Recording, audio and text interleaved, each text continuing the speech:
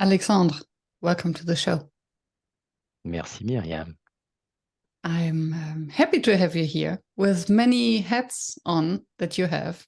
The founder of Storms, a vivid facilitator, an entrepreneur, a tools guy, and a strong voice on LinkedIn. Yeah, but not yet a top badge, a top voice on LinkedIn. Who knows? Yes, you're commenting on the wrong articles, as it seems. Different conversation. Welcome. Yeah. Thank you very much. I always start with the same super question. I'm super happy to be here. Yes. Wonderful. And I'm always starting with the same question. Very predictable. Are you? Yes. Yeah. That's a sign that you've never listened to my podcast. Are you lazy? Okay. I'm curious. I'm collecting answers. When did you start calling yourself a facilitator? And actually, do you? Yes, I do call myself a facilitator. But, you know, I don't know exactly why you're asking that question. And it's really funny because I didn't even know the term facilitator existed until I started to be a professional facilitator. Okay. And when I started Storms, I'm going to speak about that, I guess, in 2012. I also started a facilitation agency. And yes, I was calling myself a facilitator. But really, if you look back, I was already doing facilitation work at my first job, so that's year 2000. And I was not a facilitator. I was a process engineer, but I was organizing brainstorming session. I was facilitating brainstorming session. So really, this question is funny because it's something I always say is that a lot of people, well, facilitator is a basic skill, and maybe we're going to talk about that. It should be much more widespread.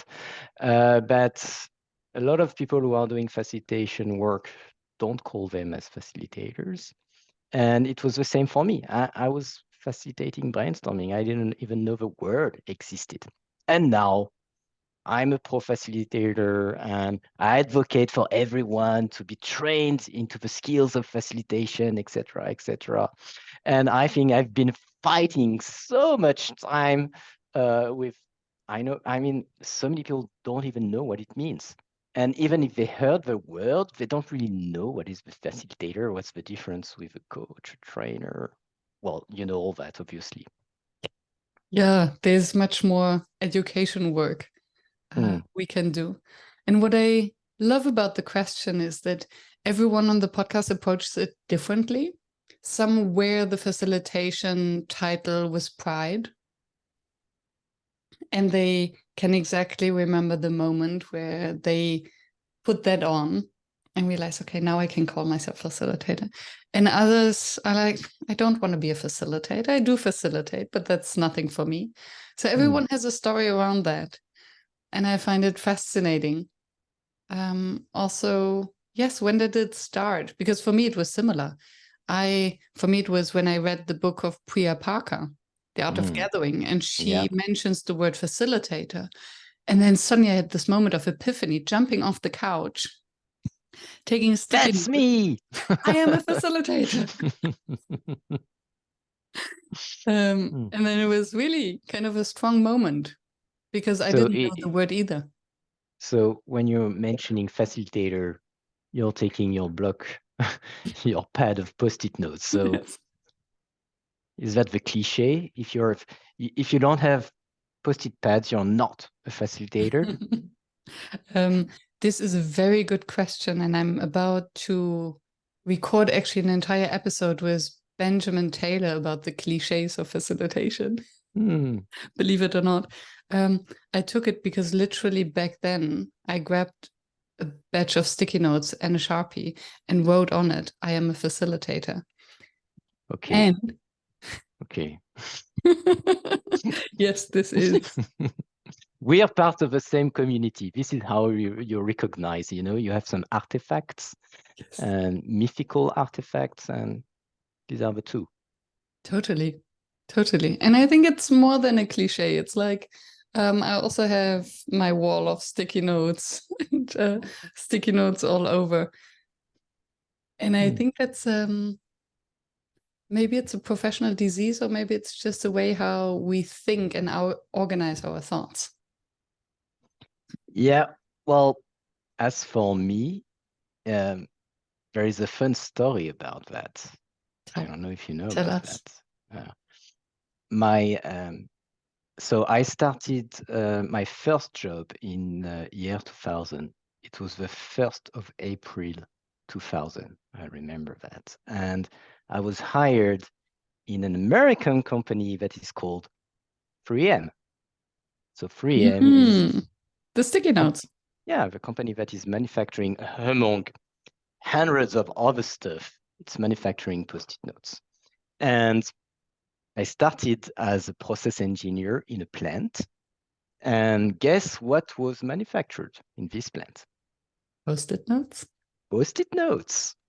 So I started my career in a plant producing the Post-it notes. I think that's a sign, right? It is. It's very sticky as a story as well. But I need to. German humor. Yeah, I think I'm going to write it down because I'm going to reuse it. So yes, that was my first job, process engineer. And one of my first, I also did Six Sigma project. And one of my first Six Sigma project was optimizing the paper waste of the Post-it line.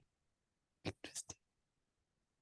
Which is, okay, now I will build an arch, because what I find interesting also in your profile is the tech side of facilitation. So what can we bring to the virtual digital world? What is better on site? So how do you think is the order of importance having or coming from the process world? Is facilitation about the process? Is it about the mindset? Is it about the tools? It's certainly not about the tools. And it's someone who is building a tool for facilitators. Just wanted to make sure.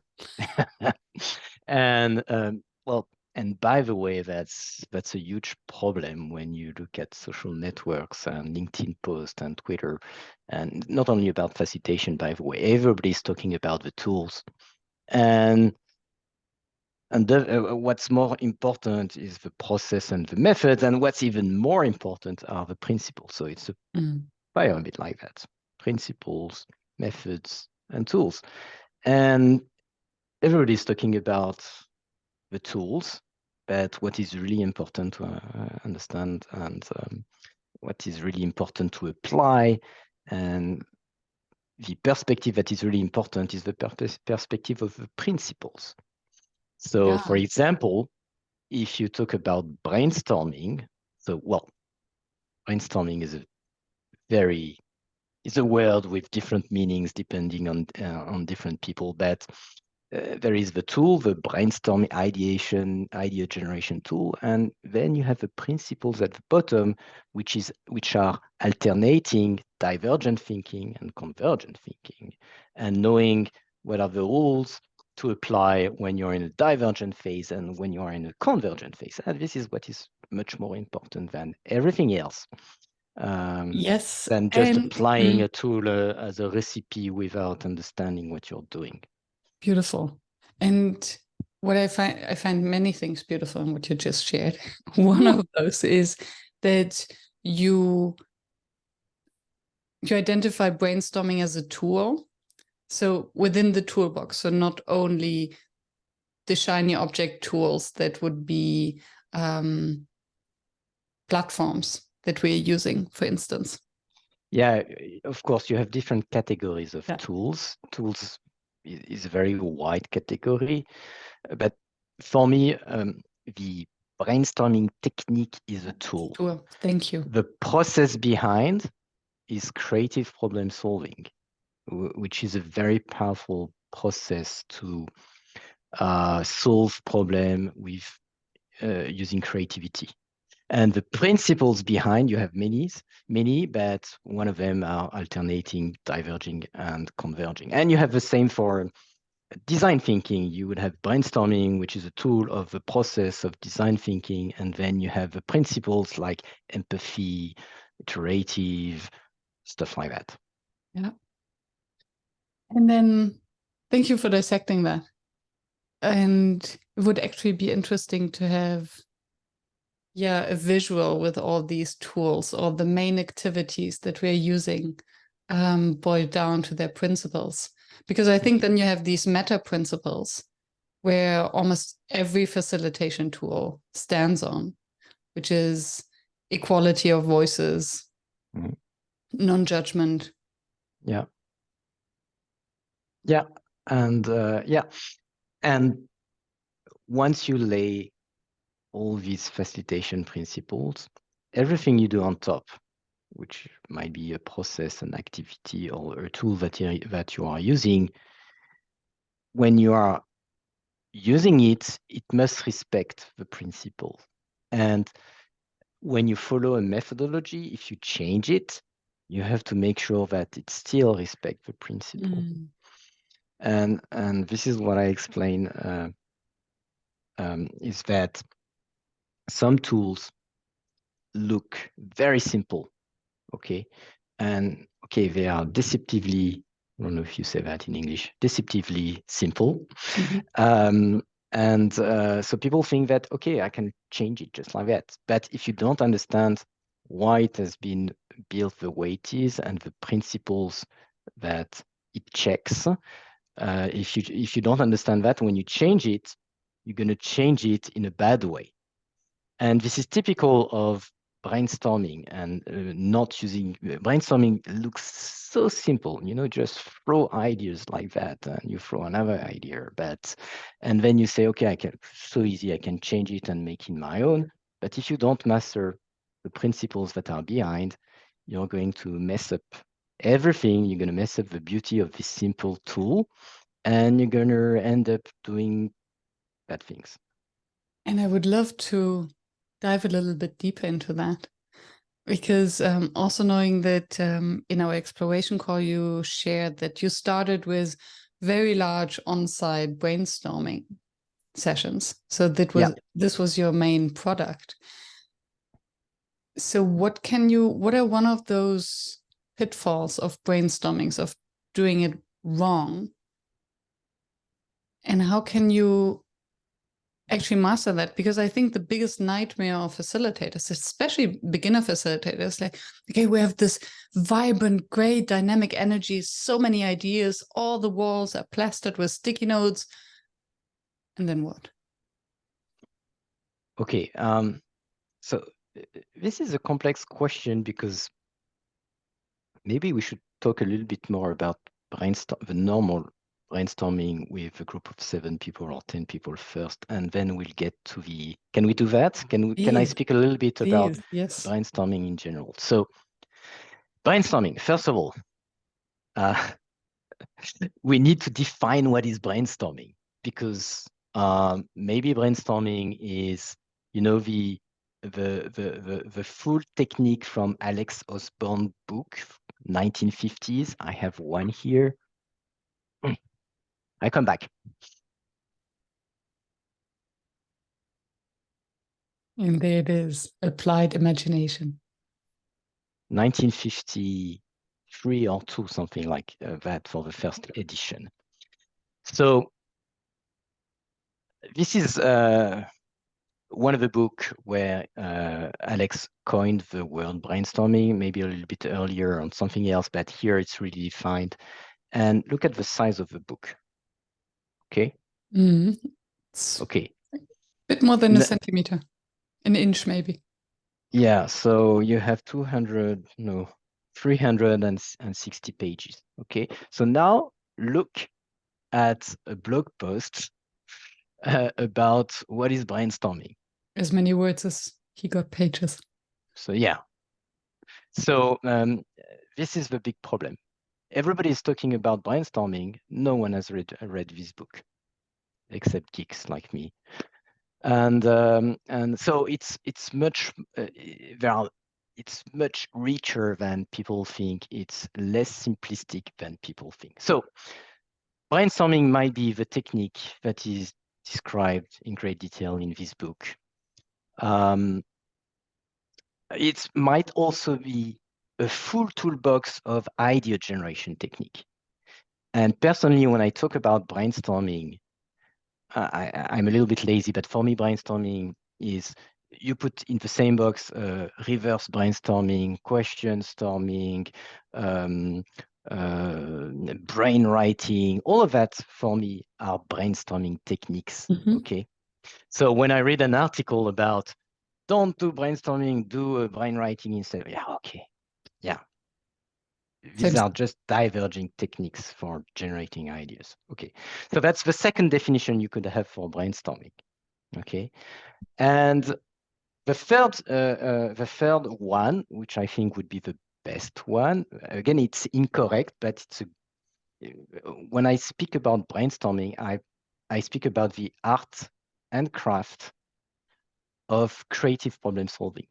Okay, so it's the practice of using deliberate creativity to find ideas to solve complex problems. Okay, this is creative problem solving, and it's the art of going from a divergent phase to a convergent phase, or going several times into divergence and several times into convergence, and then like that. Okay, so what is brainstorming? Is it the simple technique? Is it the idea? Is it creative problem solving? The one thing that is clear is that I'm not for the overly simplified view of the clickbait article that you find on a LinkedIn post or even on a 280 character tweet. Okay, so this is not, when I speak about brainstorming, it's not that. It's more the overall art and craft of generating ideas, creative ideas to find solutions to complex problems. Okay, so this is, when I speak about brainstorming, this is what I speak about. So it does include the convergence part. Yes, yes, because you cannot do, I mean, they go by pair. You cannot buy divergence and not convergence. When you go to the supermarket, you get both. It doesn't make any sense to buy a brainstorming and you end up with thousands of ideas, which are not good, by the way, because by definition, they are seeds of ideas and you have plenty of crazy stuff. Doesn't make any sense to buy just a divergent phase. Okay. So when a client buys a brainstorming, obviously the client is going to buy the convergent phase with it, right? So when I speak about brainstorming, I speak of both. Okay. That's my own interpretation. Thank you. And by the way, something else. If you speak about brainstorming to a design thinker, they think of it as the tool that they use in the solution phase, okay? But you can brainstorm many of the stuff than solution ideas. You can brainstorm questions, you can brainstorm challenges, you can brainstorm causes, you can brainstorm actions, you can brainstorm whatever you want. So it's X-storming, not idea storming, etc. So this is another slightly important stuff. When I speak about brainstorming, it can go into the first step of a project, which will be brainstorming the problem and alternative problems to really fine tune the problem that we want to solve. Okay. Yeah. So sorry, it was a very big digression. Are you still there? Yes, and I think it was a very important one. Yeah. To be clear what we're talking about. And now I would be interested, because you mentioned that people would change the brainstorm but then forget to realign it to the principles or to double check whether it still holds the principles. Can you think of an example?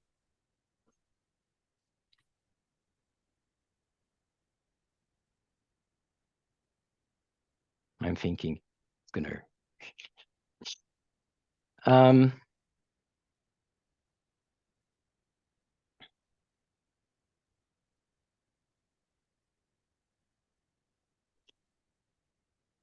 I see a lot of pitfalls So when you look at brainstorming from a wide perspective,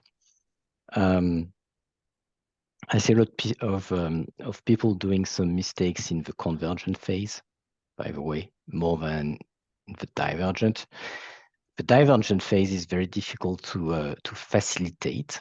So what I would like to say is that it looks simple, a brainstorming, but for me, it's one of the most complicated type of workshop to facilitate.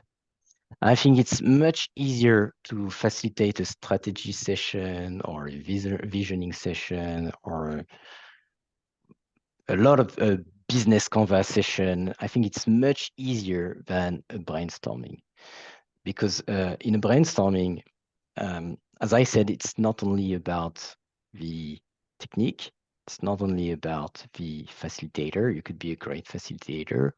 It's also about the ability of the participants to go one step beyond and to be able to make some unexpected connections.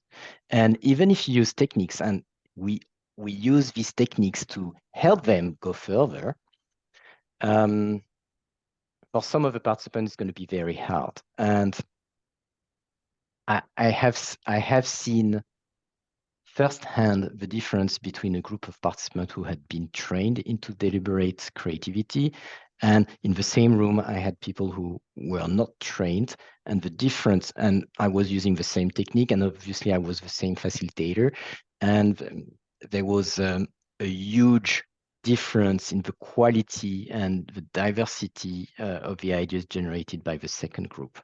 And the quantity, I imagine. The quantity too, yeah.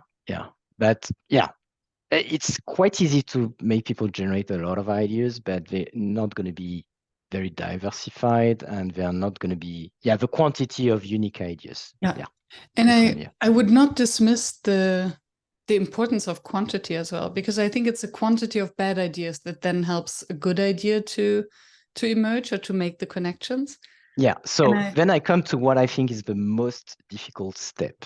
And I think that, yes, we can use, once you master the techniques, you can use the first technique. You can do a silent brainstorming to generate a lot of ideas. And then you can use a reversed brainstorming to generate another set of ideas. And then you can use brainwriting to generate even more ideas. And then you can use role play. Okay. Once you know that each tool in your toolbox is a way to generate more ideas, you can quickly grow the number of ideas.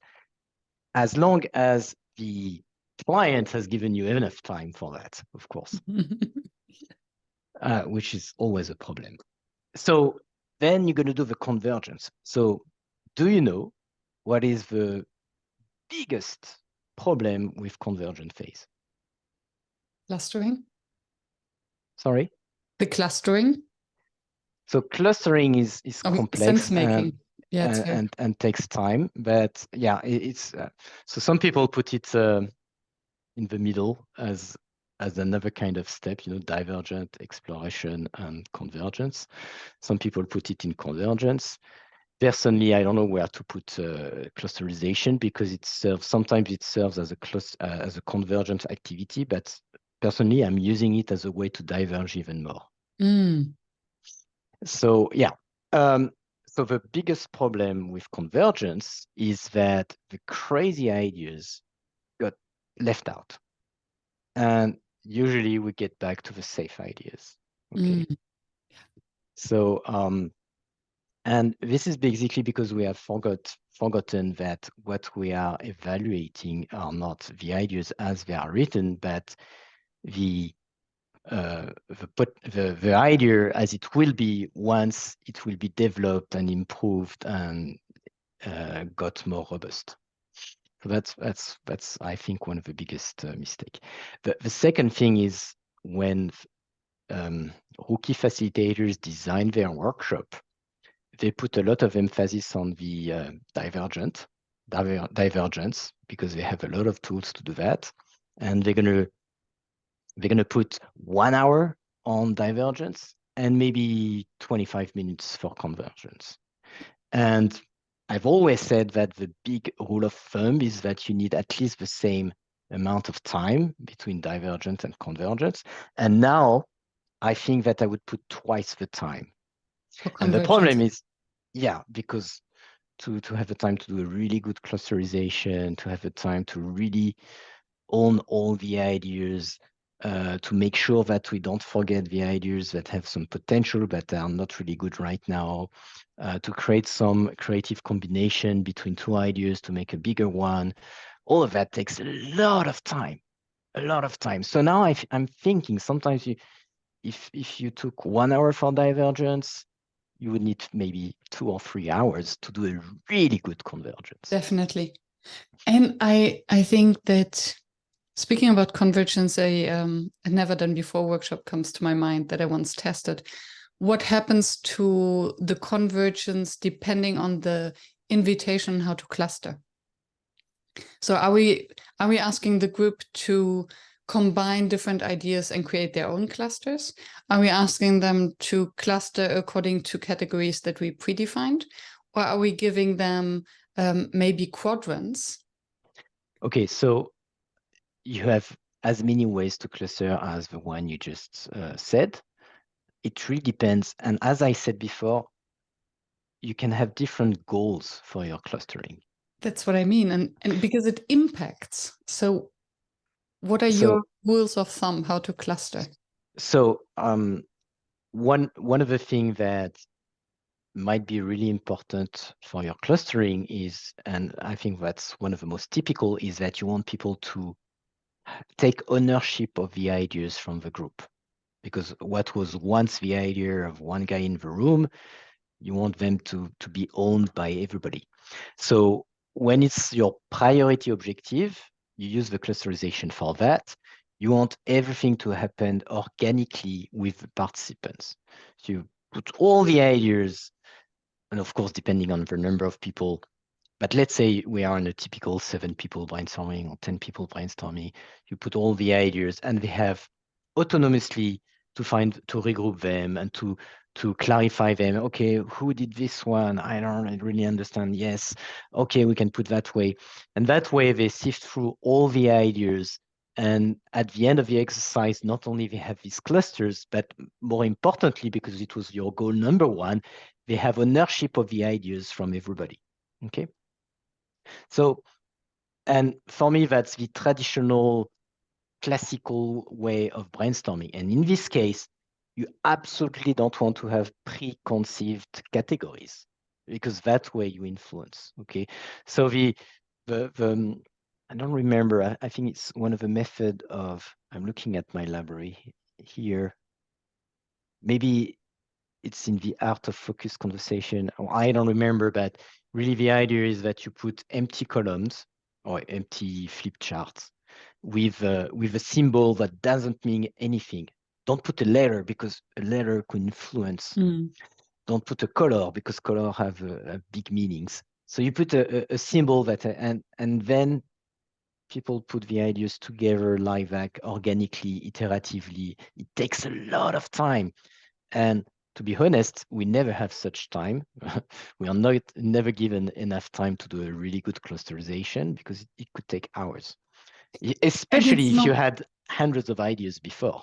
And I think forming clusters, for me at least, it's never really about the cluster. It's not about being perfect, but it's a way to force, air quotes, participants to really look into each idea, because it's easier to read the ideas and to make sense of them if I have to do something with them. If we just ask them read all the ideas, nobody will read them or won't be present. So that's a typical use case, as I said, ownership. But when you think about it, if it's ownership that you're really looking at, there might be other ways for people to take ownership of the ideas. I don't know, we can invent something right now on the spot, but that could be an activity where you take you give 10 ideas to each group and then they have to do something about it, present it to the others. So you could invent something else, okay? There is another, so you spoke about sense making. So there is another objective to clustering is to give clarity. Imagine you generated 200 ideas, okay? It's really difficult to understand what we generated because There might be a lot of duplicates or big themes, etc. So in this case, you just want to put the ideas one way or the other in different groups. And just by having the groups, it's easier because you have 10 post-it notes in one group, 10 in another one. So it's easier to understand the content that was generated. So if your goal, number one, and priority is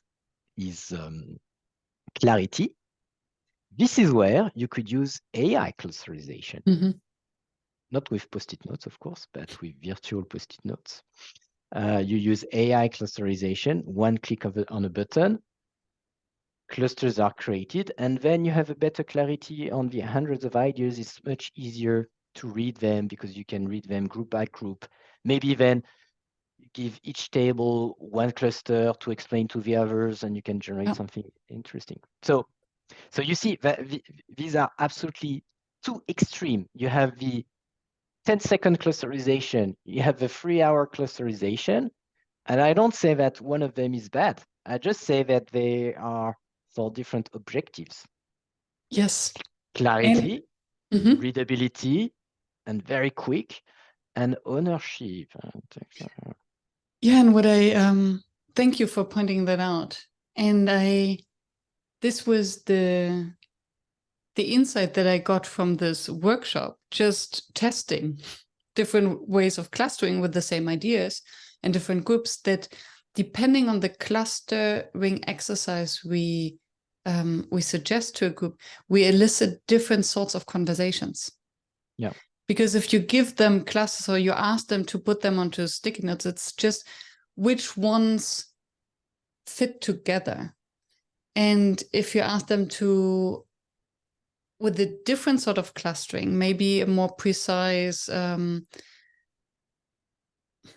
titles or even quadrants, suddenly they will discuss about the idea and think whether they got the idea right. So what do you mean by the quadrants? When you put some axis? Yes. Yeah. Yeah. So 2 axes, for instance, what I love is how surprising is an idea, and how important, for instance. Yeah. So for me, this is not a clustering. Okay. For me, it's more classifying. There is a nuance. Classifying on criteria because of the fact that it's based on criteria.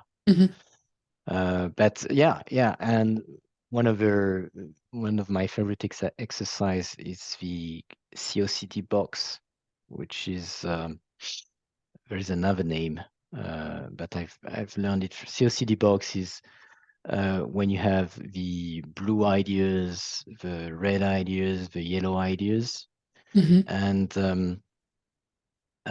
it's a great way to avoid the biggest problem that I said about convergence, which is you are forgetting the ideas that are novel and surprising and a little bit crazy. So one of the quadrants of the COCD box, we should show it, but one of the quadrants of the COCD box is the ideas that are a little bit very surprising, very novel, not doable right now, but maybe later. Yeah. And that way you keep them. Yes. You keep them separately and you don't throw them away during the prioritization phase. I love that. And for me, these are usually the ones where I would point the group at to have a closer look. So the surprising and irrelevant, in air quotes, because those that the group puts out as irrelevant, usually they're the blind spots. Yeah. It's either something that, of course, everyone thinks about it. It's not, what's that about? Or totally irrelevant. And then there's something in there. Or it's, it's an idea that really has potential. I'm doing something very similar. So when I'm doing a voting activity, which shouldn't be called voting, it's just people are highlighting the ideas they think have the most potential. And then, when I'm using Storms, I click on a button and I have this ranking in 1 second with the top ideas with the most points. And then I say, okay, so we are not going to look at these top ideas. And then I reverse the sorting, which is another click on a button. And we start with the ideas with a least number of points. And I say, I'm sure that there is a seed of an excellent idea in each one of these ideas that you think are bad. I love that. Because it kicks the group out of this kind of comfort of discussing what is already there and working on the low-hanging fruits. Yeah. And then again, I think it depends on the goal of the overall session, because sometimes there are some sessions, maybe you are looking for the low-hanging fruits. Okay, what's easy to fix? We only have half an hour anyway. Yeah. Again, all of that are different techniques, and it really depends on the goal of the. If we want to finish, there is another use of the clusterization that I really like. My favorite one, by the way, is that you use clusterization just as an intermediate step for even more divergence. So this is, again, one of the way where you can use the AI clusterization. So click on a button, 10 seconds, you have clusters, maybe 10 or 15 clusters. And you don't have AI, just ask people to cluster as fast as they can, and then to put categories. And then you assign one categories to each person or each group of person, and you tell them to find even more ideas in this category. And just by having the title, maybe sometimes you're going to have only 2 ideas in a bigger category, and just by looking at the name of a category, they will find 10 more ideas. Yeah. This one is... And then it might be even better to have an AI or a neutral entity to create the clusters, because then nobody is really attached to them, and there's more room for interpretation and finding the spaces. Yeah, and even you can, with an AI, you can cluster a first set and then do another clusterization, and each cluster is just a new space for new thinking and new kinds of ideas. Yeah. And what's your... So I never answered your initial question, which was large group. And before we're getting there, I now need, that's my OCD kicking, and I now need to end this chain. So, okay, we're at convergence and clustering and further convergence, and then divergence, and then you converge. So what is the best way to actually come up with something where the group is satisfied with? Because I think there's a big pitfall of creating frustration, of creating, oh, I haven't been heard, or oh, we just went with the easiest idea. Or I think the biggest mistake of many rookie facilitators, suddenly, oh, we don't have any more time.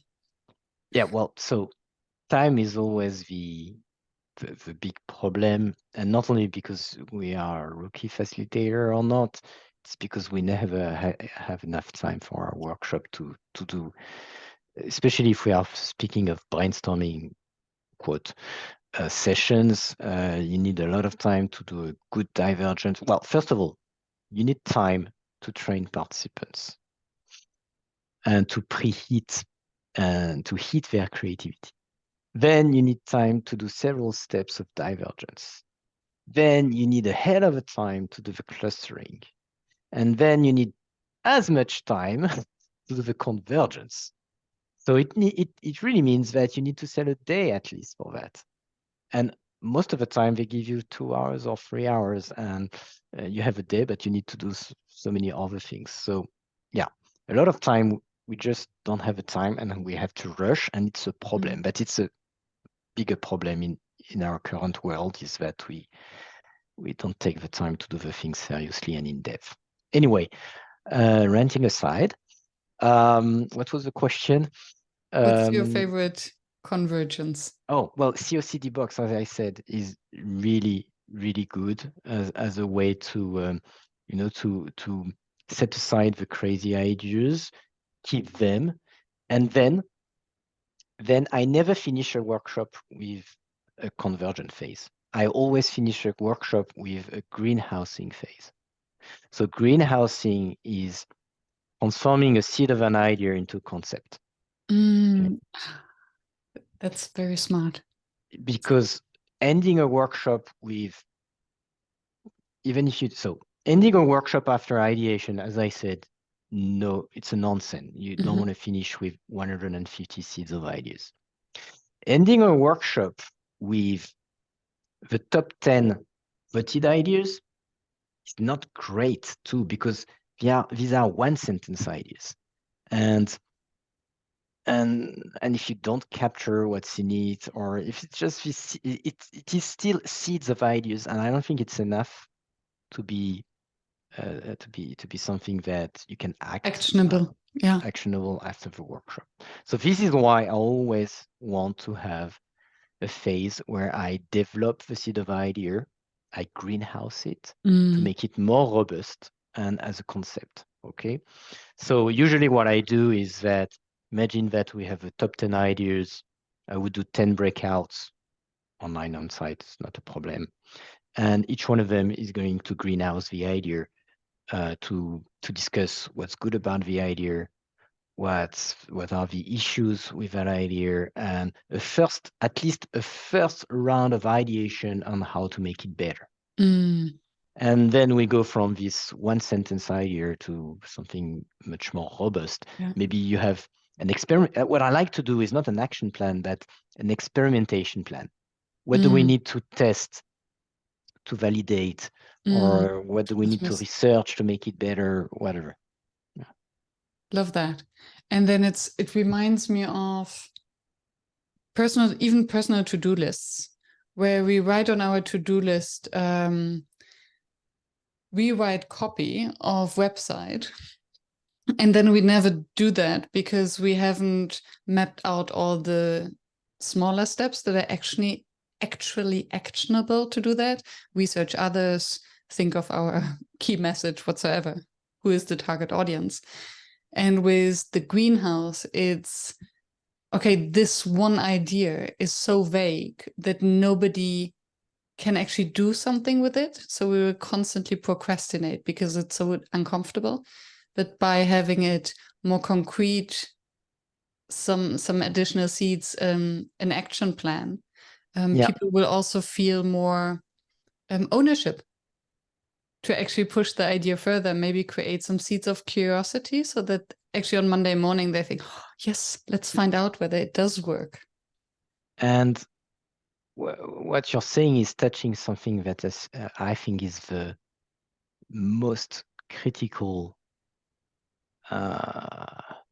thing that we need to fix or take care of as facilitators. Otherwise, we won't be able to sell any more workshop in the future. So that's the number one problem with workshops right now, is that we need to make sure that the workshop impact lasts beyond the session itself. I often say that a great workshop, so a workshop, I mean, it's like a souffle. You know the souffle? It's awesome right out of the oven. Okay, beautiful. Big. And then it falls flat soon after, the day after. Okay. And I mean, it's really easy. It's not so difficult to create a workshop where people have a good time, and even they have great ideas and great seeds of ideas, and they create something valuable in the moment. But what's really tricky is to ensuring that those outcomes have a life after that. Okay. And most of the time, when we're a facilitator, we say, okay, our job is to do this workshop. Okay, so we see our job as this, doing the workshop. But if we do take care of only that, we're going to have issues because the client is going to have troubles implementing all the great ideas. Why? Because especially in big, large organization, they have hundreds of transversal projects. And a lot of time workshops are just a way to add even more transversal projects, you know? And we never have the time to do it. So the next time you see them, you ask them, okay, have you done anything about the ideas? Well, no, we didn't have the time. So that's why very early, I started to focus on the what's next. Okay, when I design a workshop, I make sure that I always discuss an action plan with the sponsor of the workshop or the champion, whatever you call this person. So you want to make sure, okay, you're going to have that at the end. What are you going to do to make sure that you get the value out of that deliverable? Okay, we need to do this and this and that. Okay, now we need to have someone responsible for these actions or for, the workshop output after a one-day workshop, it's often just a starting point. It's a little bit raw. You need a little bit of incubation. You need to fine-tune some stuff. You need to experiment to validate some hypotheses.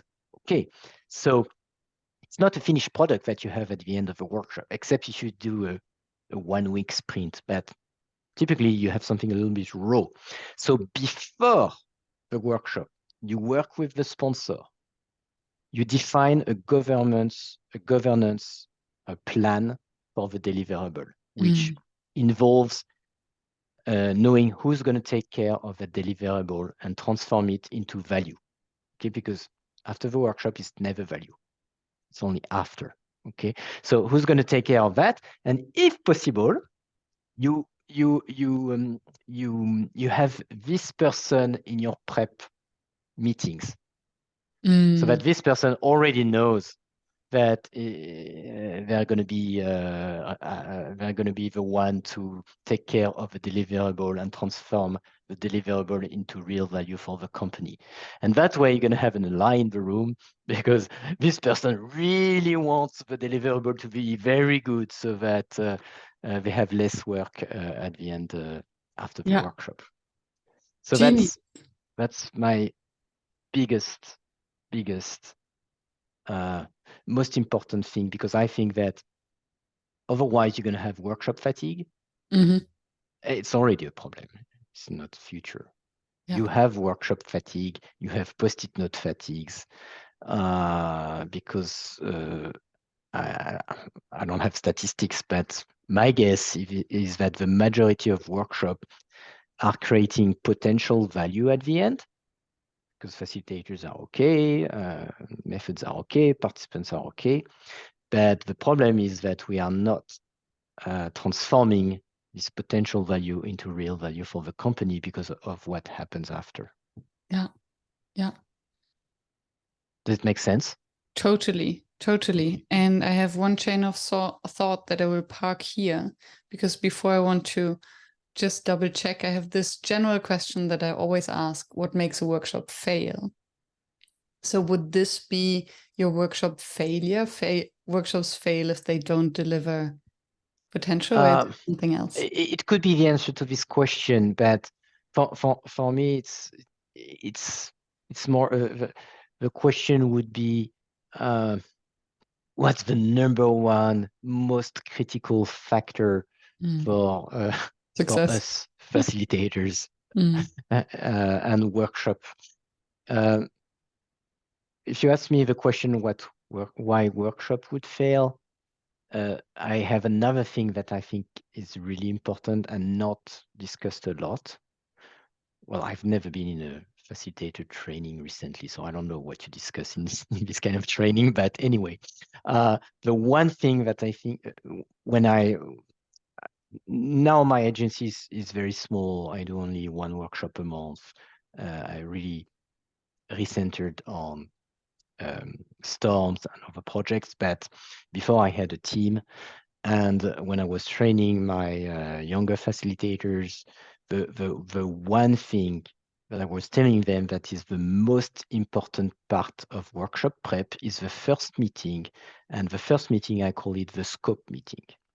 And what makes workshop fail? In one word, alignment. Okay, because you have a real potential of failure when there is a disconnect between, okay, first, what the sponsor wants, sponsor or champion or organizer, what the participant expects, what's in it for them, and what the facilitator can actually do. and deliver. Remember, we spoke about time. Okay, so the first meeting, I call that the scope meeting, and it's very important because it's going to align all of that. Okay, the sponsor, they have goals. The participants, they are investing their time and they have their own expectation. And as facilitators, well, we get our constraints. Do we have 1 hour or 1 day? Are we remote or in person? Do we have 7 participants, 280? Okay, so often you have a disalignment between the expectations of the sponsor, want to get the most disruptive, innovative product idea, and you get 1 hour. Okay, so. And the participants believe that finally they can discuss some internal processes and roles and responsibilities because they're overworked and don't now you've need got new a lot ideas. of work realigning all of that. So, and I think that it's one of the most underrated quality of a good workshop designer is to be able to detect the alignment problem.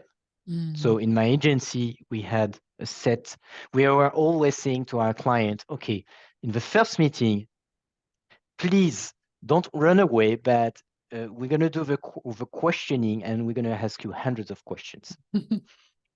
So we ask hundreds of questions about their goal, the participants, and the constraints.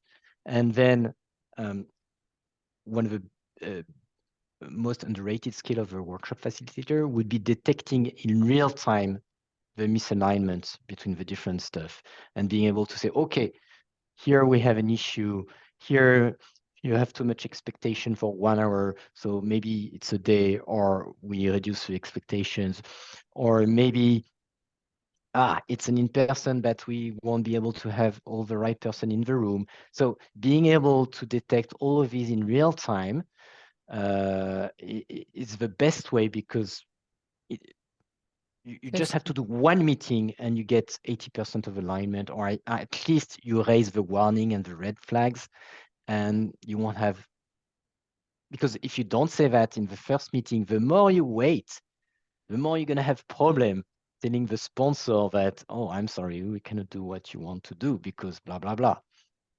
So yeah. Yeah. Thank you. Yes. You're welcome. Hell yes. And that's one of the articles I want to write, and one of the resources I want to share with the community would be my typical scope meeting questions. I think this would be very valuable. Yeah. If you have it ready by release, we can put a link in the show notes. Oh, well, I think I have one in French. Good. I will do the translation. I think we could do something, yeah. Yay. And listening to you, I find it fascinating how, I would say, your brain works, or how you guide us through everything you say. There is a process behind. So you start here and then you go there, and there's always this red thread. So I hear, or I sense the school where you're coming from, the being a process engineer, and this has informed the work that you're doing until today, imagine. Yeah, this and being a Six Sigma black belt, I think it had a lot of influence. I see a lot of things as processes. I design my workshop as process, but it's not very organic. It's very organized. Yes, I can hear that, and I find the consistency fascinating, and this makes me curious to learn more about the way you design, develop, and implement storms, because I can imagine, coming from this kind of structured way of looking on how the work of a facilitator starts, ways before the workshop starts. I'm now curious to hear your introduction of what storms is and what your process thinking behind that actually is. Yeah. So maybe just before the story behind, sorry, process. Yeah. We need to start at the beginning. Yes. I cannot start with the third step. Come on, Miriam. I didn't expect it differently. The idea, the storm's idea, initial idea was that when I was the process engineer at 3M, I was doing brainstorming with small groups in the shop floor, operators, and it was working great. And then later on, Six Sigma Black Belt, international projects, teams in Germany, distribution center in France, and manufacturing plant in the US, and bigger issues. And the tool that we had was a phone. It was 2005, okay, or 6, I don't remember. So try to do a brainstorming like that. It's on a phone impossible. conference. Yeah. Sweet. It's now that I think maybe I could try now with my experience, but very complicated. So that was the seed of frustration. Later on, I was working on a web company. I was the head of R&D, and we were working on a very cool real-time tech. And we were trying to find ways to use that real-time tech. Okay. And one day I was at a conference in London, a dev conference. And at all these conferences, you have these tables with lots of books.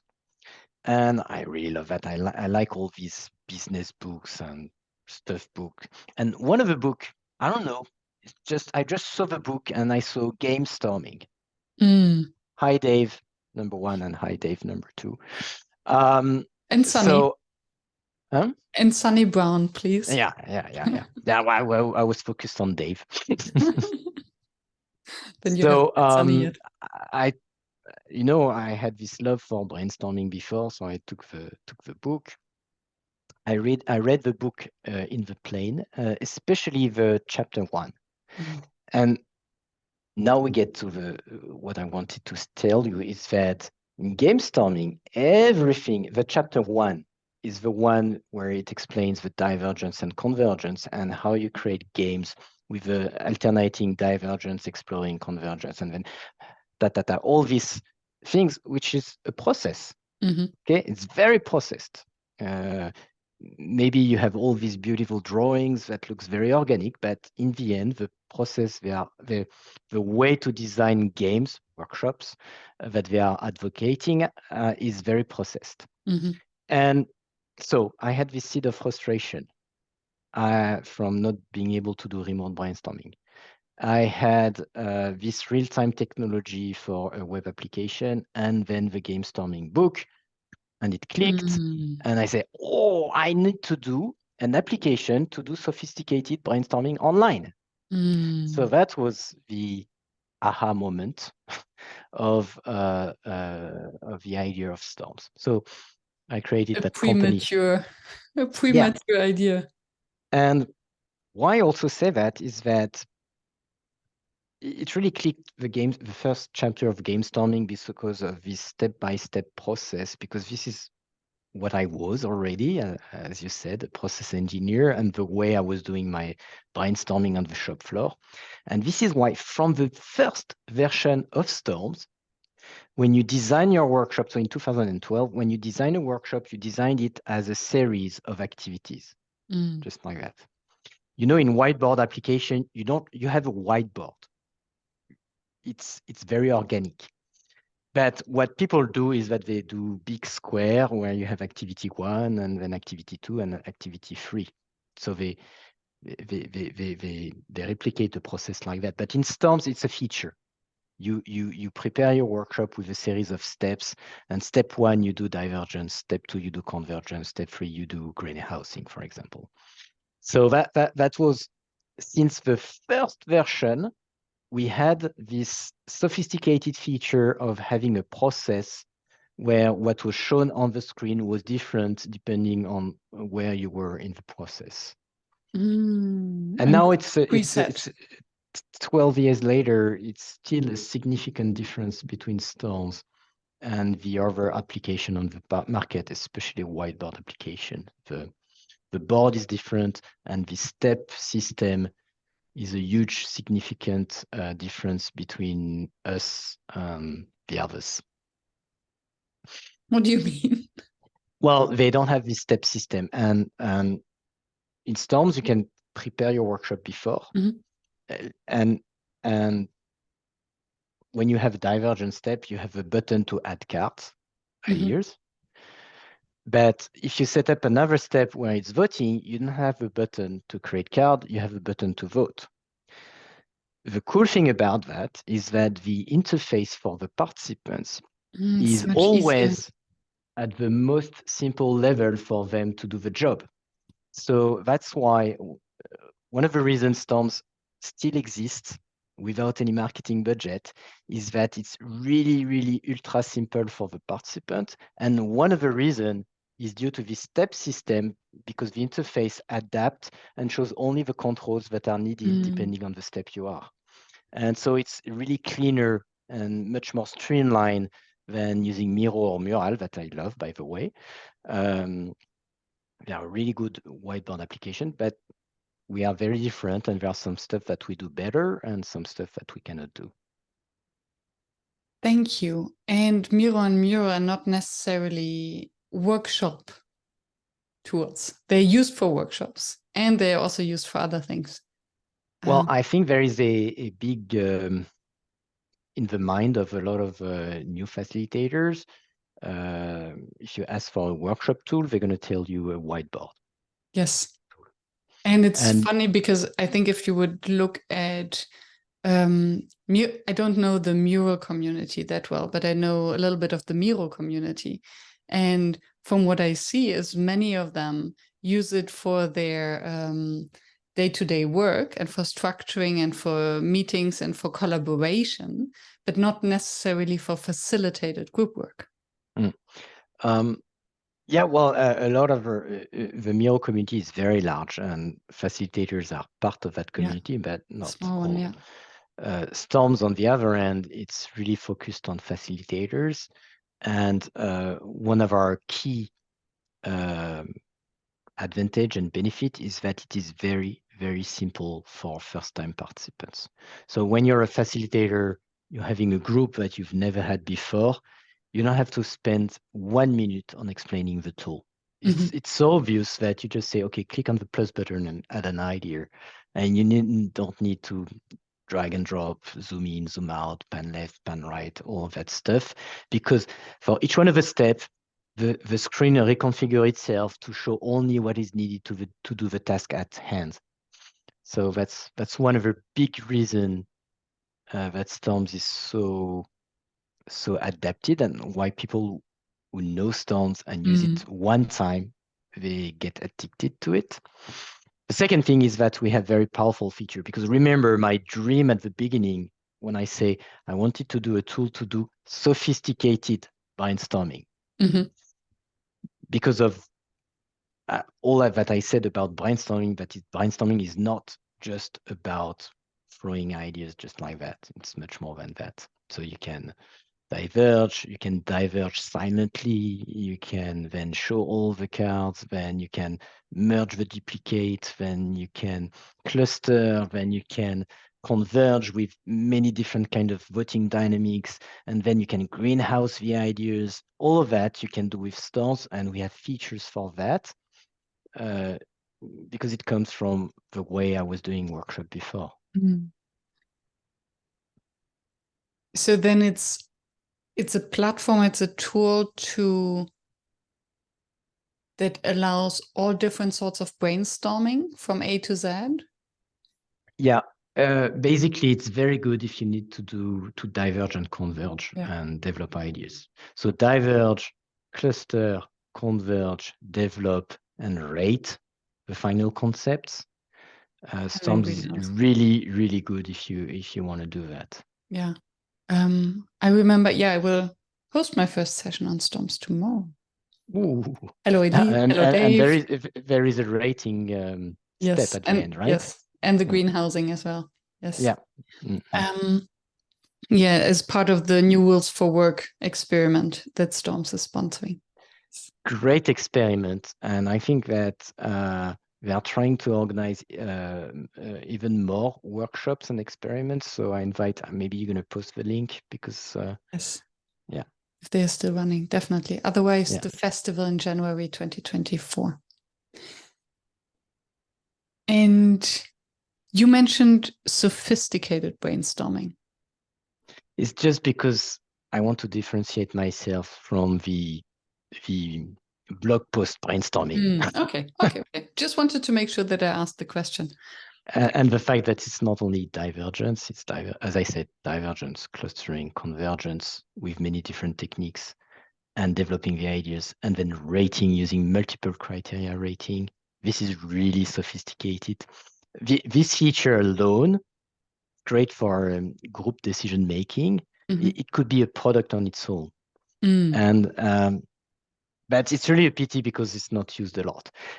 Basically, storms exist not because of the sophistication, but because it's very simple for first-time participants.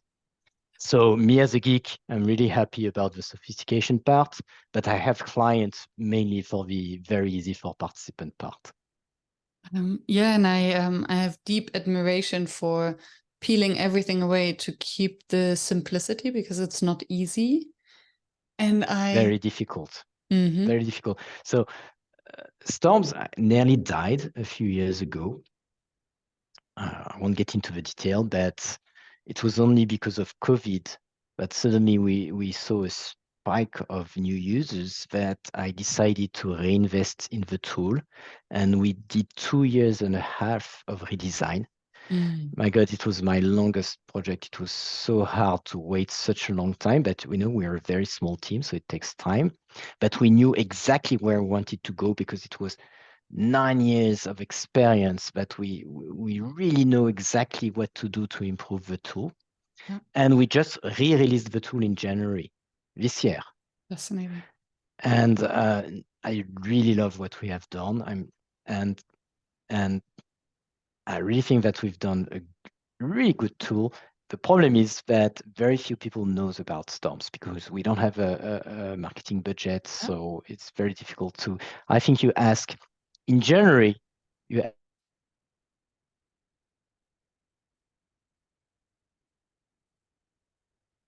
I lost you.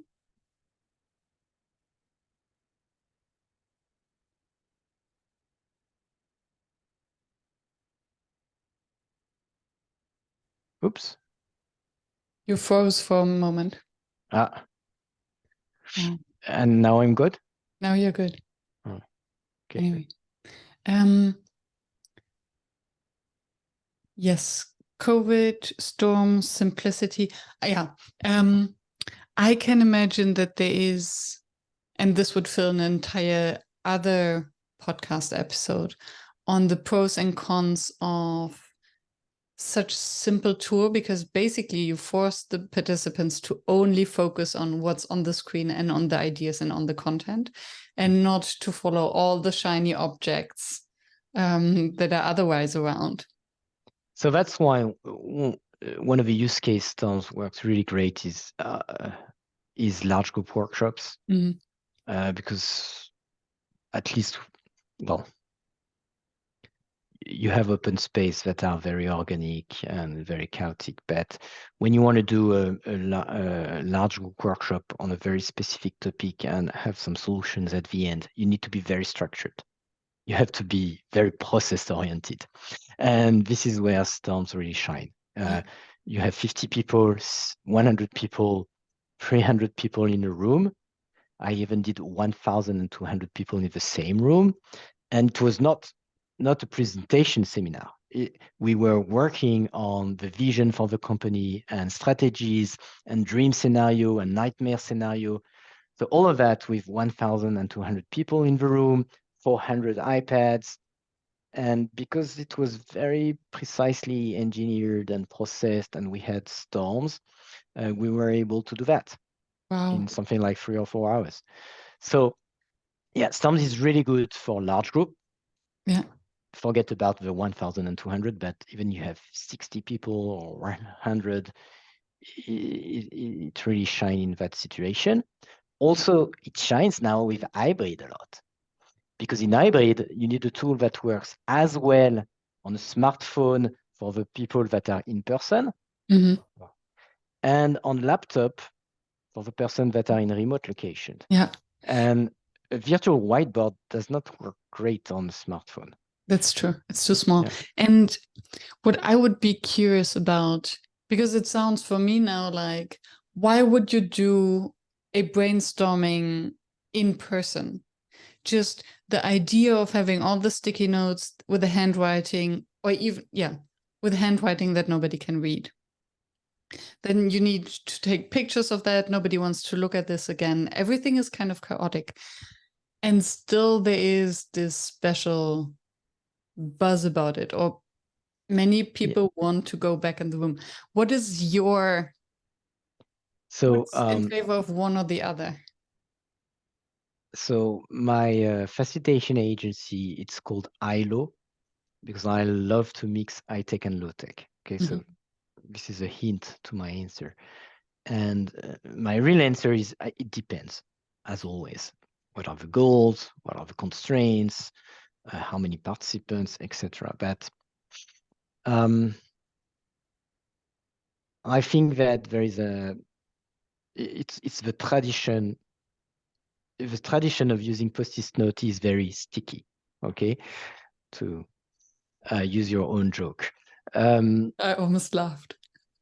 And in 2012, no one wanted to use storms. No one. In 2012, all the facilitators, the real facilitators, were looking at me. No, you cannot do any remote brainstorming. Or if I'm in the room, why would I use a digital tool? Post-it notes are much better. 12 years later, now it's much more nuanced. I'm starting to see some people who say the opposite. I'm never going to get back to post-it anymore. You still have people who say post-it, only post-it, and you have some people like me. It depends. And often what I also do is that I mix both. So for example, I use post-it notes for what I call the red phases. The one where you have a high level of energy, you want people to write down as fast as they can. Okay. But also on the early phases where you know that most of the ideas are going to be boring, dull, shitty, whatever you want, but it's ideas that you're going to throw away. So I make them write them the post-it notes very quickly on the table, blah, blah, blah, blah, blah, blah. And then they exchange by table. And I tell them, so now by table, you have to come up with 20 ideas that you put in storms. Okay. And then the cleaned up version. So I do a big divergence, and I don't care about archiving these ideas or storing them or getting them. And I do a quick mini convergence where out of the hundreds that they have at the table, they put 20, and you have several tables doing the same thing. And now I have 120 ideas on stars, and I can do the convergence on stars, which is much more easier. So that's one way of doing it. Basically, if you want to,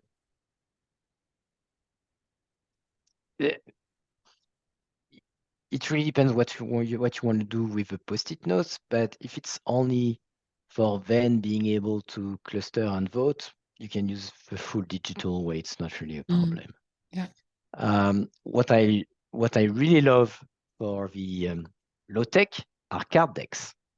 Card decks are much better. I have a collection of card decks here. I have hundreds of boxes like that. So card decks are not post-it notes, and they are you already have some stuff on them, and you can put them on table, you can cluster them, you can exchange them, you can do some games with it, you can ask someone to steal a card from one of a table, you can discuss them, touching them, etc. So the touching is, I think, really the big difference.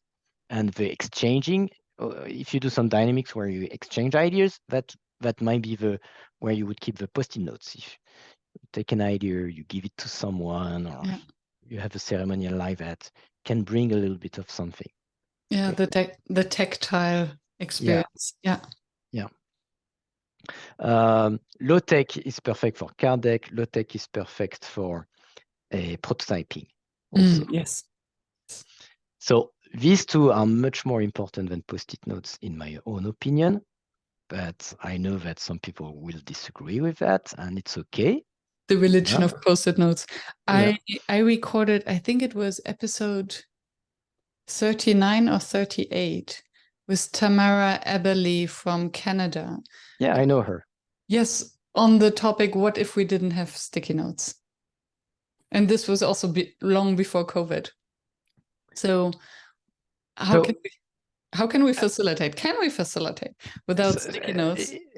So your question is more complex than what if we use digital sticky notes? Because sticky notes are, I think it's a great invention, not the fact that they are sticky, but the fact of putting small ideas on one artifact and being able to shuffle this artifact, group them, put them on top of each other's. All of that is a new way of working, and it's a great way to work collaboratively. Okay, you need less post-it notes if you're working alone because you can put all your thoughts on a sheet of paper and redraw and stuff like that. It's still okay individually, but I mean, it's a great collaborative tool. So the itemized or the atomicity of a post-it note gives it a great flexibility, and this is why we have developed so many techniques with the post-it notes. This is also why since the beginning, I think since V2 only, since a version in mid 2012, I've also have these little cards installed because I think being able to sort the cards, to shuffle the cards, to merge two cards together, to cluster them in different groups, this is what gives a lot of power. Yeah. And this is why it's so easy to go from post-it note activities to digital activities in a whiteboard or in Storms. Yeah, and I think the beauty of having restricted space, so you cannot write an entire blog post on a sticky note. Although now on a virtual sticky note, you may, which I find very dangerous. So in Storms, we never implemented the feature to limit the number of words, and it was always on the backlog.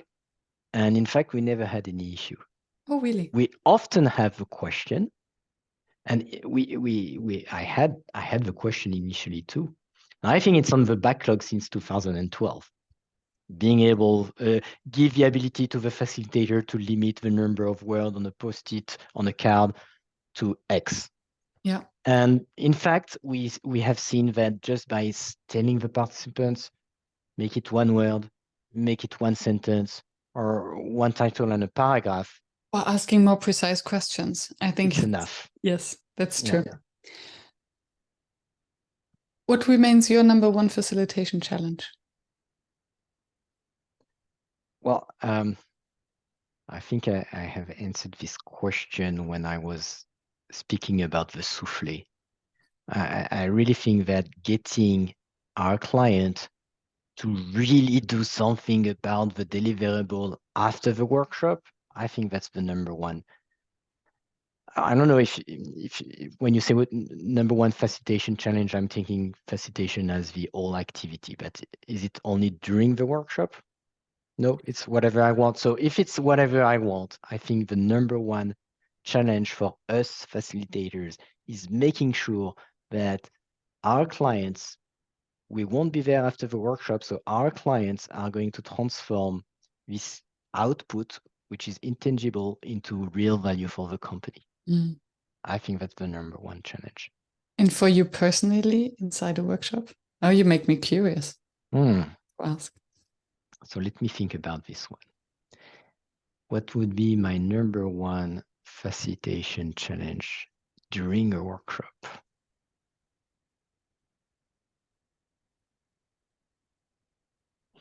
So I'm going to speak out loud. I think out loud. So it could be getting 100 of the participants engaged. In a large group, you always have 2 or 3 people that are disengaged. It could be dealing with the snipers. You know, you always have 2 or 3 snipers that disagree with the goal of the workshop. But at the same time, I like to deal with them. I find it interesting. And the number one challenge can be an enjoyable challenge. Right? Yeah. It could be managing the client during the workshop to make sure that they are not doing stuff that they shouldn't be doing. Sometimes I have clients that are very stressed out, especially for large groups. But I'm very calm, so it reassures them. Sometimes I am too calm and they think I am disengaged.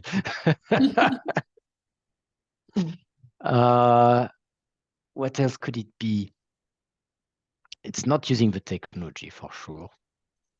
It's not delivering instructions. It's not all of that. Now I mean, when I was younger, the first 5 minutes were very difficult for me. Okay. Because at the heart, I'm an introvert. When I was at school, it was very difficult for me to stand in front of my classmates. And I had the voice that was, what's the name? Tremblay in French. Flattering? No. Trembling. Trembling? Yes. Yeah, trembling. And my hands were shaking and I had my shirt. So when I started as a facilitator, I think that my first in-person workshop was in front of 100 persons. So I didn't tell my story, but I wanted to sell a tool for remote brainstorming with 3 or 5 persons. And the first ever big use of Storms was 100% in person, and I had to facilitate that one. How to get rid of your fears. So my first 5 minutes, that was my big challenge, and then it was okay. And by the way, I have a tip for that. Can I share my tip? Yes, please. Okay, so and it has been given me by a very experienced consultant at that time, and I applied. Even now that I don't have this problem, I applied because I like that. But so 10 or so it's for in-person workshops. 10, 15, 20 minutes before you start the workshop, normally you start having some people going around either outside the room or getting inside the room. So instead of staying at the back, looking at your notes, your design, changing your instructions, too late for that. You forget about all your notes and you go into the room or you go outside the room and you start speaking with the participants, even if you don't know them. Hey, I'm Alex, I'm going to be the facilitator. Oh, you're John, nice to meet you. So what are you doing? Blah, blah, blah. And you speak for 5 minutes with one of them, 5 minutes for another one of them. And maybe out of the 50 people, you're going to get to speak with 5 or 10 of them.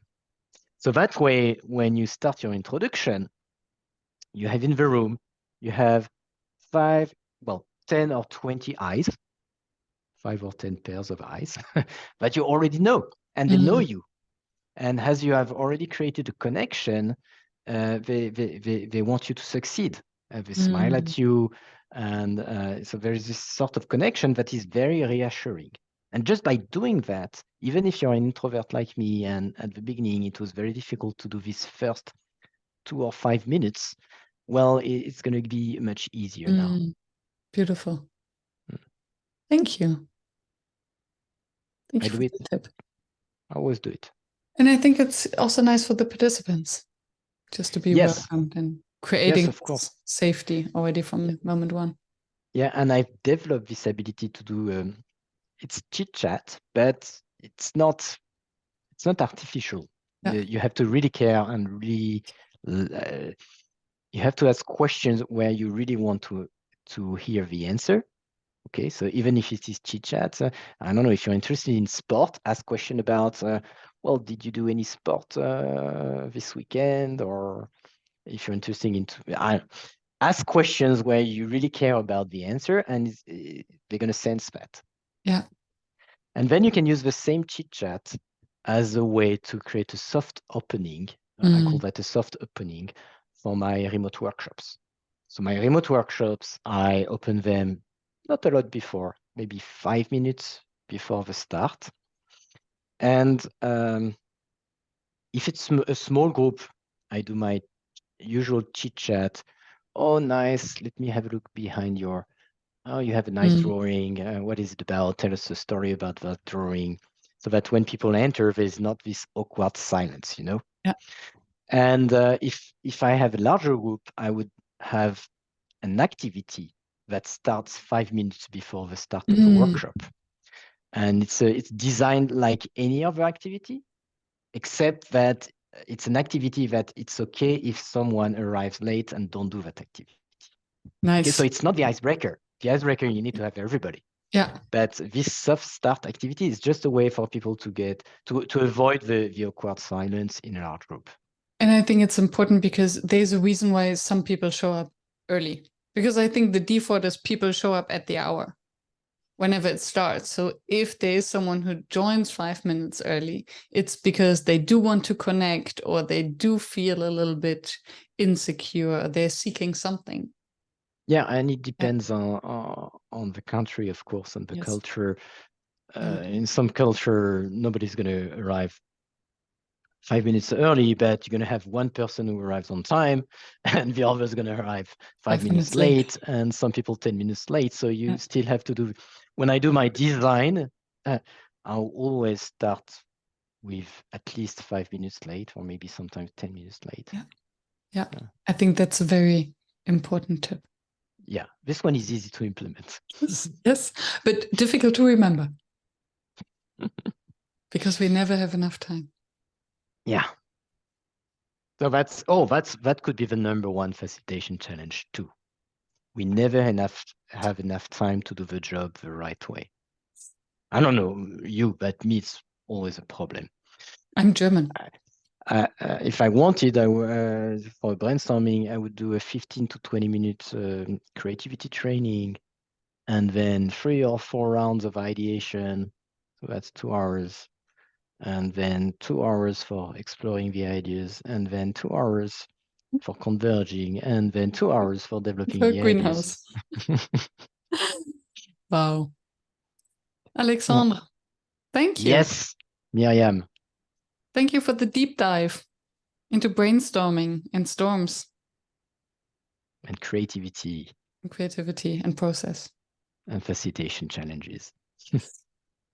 Oh, does it mean that we don't have an easy job? Well, that's the good news. This is why our client needs Pro. So thank you very much for asking the question and inviting me. Thank you. And I will put all the links in the show notes.